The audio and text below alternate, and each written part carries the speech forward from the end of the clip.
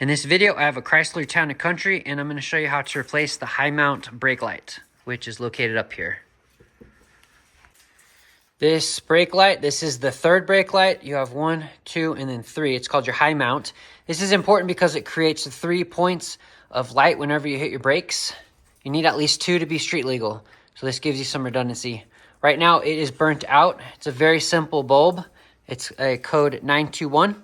This was like $8 for 2 bulbs at Walmart.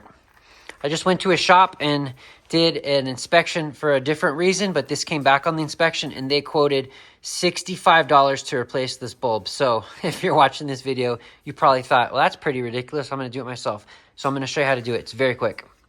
You are going to need the T25 torque bit, which is right here. It's that shape. It's like a 6-pointed star. I'm going to go ahead and put that in a driver so that I can take my cover off. This light cover is held on by those 2 T25 screws. They're very short screws and they come out quickly.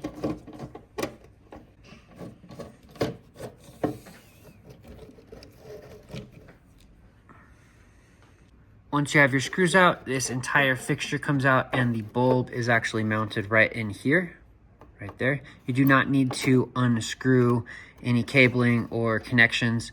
All you need to do is pop that bulb right there. So let me open up the packaging.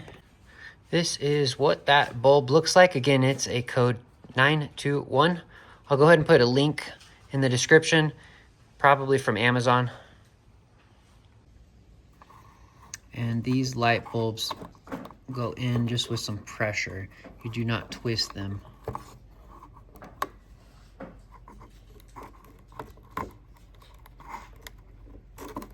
Just like that. I'm gonna go ahead and test this before I put it all together.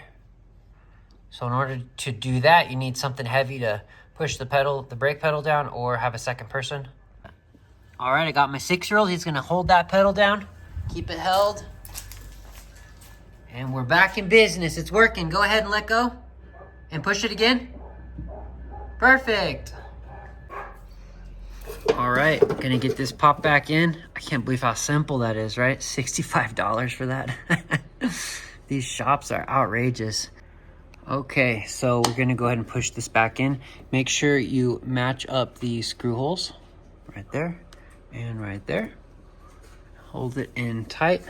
Go ahead and get your screw and set it up, and you can start to feed it a little bit just to hold it in place. I'm gonna do that on both ends. Give it a little hand twist, and then I'm going to tighten this up. I didn't do this, but someone before me must have. They tightened it too much, and you can see the crack in this light fixture.